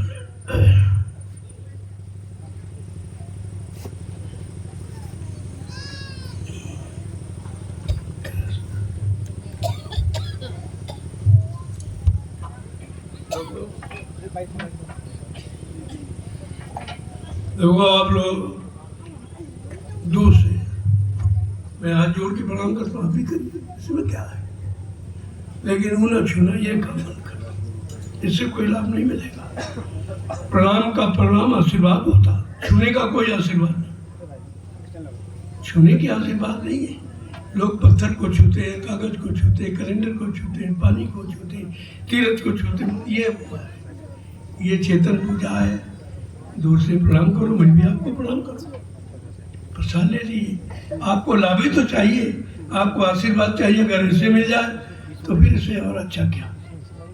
इसलिए थोड़ा दूरी बना के रखो, अच्छा रहेगा आपके लिए। जय गुरुदेव। हमारे पर सूजन बहुत सूजे पैर एकदम, इसलिए मैं आपसे थोड़ा दूर रहना चाहता हूँ। लाभ तो आपको ऐसे ही मिल जाएगा, ये जरूरी थोड़ी कि नोच घसूट में लाभ कोई रखा। क्योंकि तुम छूकर कोई लाभ नहीं ले सकते हो, तुमको छुआ जाए वो लाभ है। क्यों? भरत हस्त उनका तुम्हारा नहीं है, तुम्हारे हाथ में मुतर कर नहीं है, छू के ले लो तुम, और गंदा कर सकते हो लेकिन छूना नहीं। तो दूर से हाथ जोड़ के प्रणाम करो, मैं भी आपको प्रणाम करूँ। प्रणाम का प्रणाम आशीर्वाद होता ही है। ये आपको मालूम नहीं था तो आप तमाम दिनों से भूल कर रहे थे, लेकिन मैं बराबर करके बता रहा था। मंच पर आता हूँ तो प्रणाम करता हूँ, संदेश बंद करता हूँ तो प्रणाम करता हूँ, आपसे मिलता हूँ तो प्रणाम करता हूँ। ये तो आपने इतने सीखा नहीं कि मैं ये क्यों कर रहा हूँ, मैं इसलिए कर रहा कि आप भी यही करो। इसी में हमारा तुम्हारा दोनों का भला है, दोनों का लाभ है। इसलिए कोई भी चुनेगा ये सब काम बंद कर दो। ये झूठा मान सम्मान अभिमान हानिकारक। जय गुरुदेव।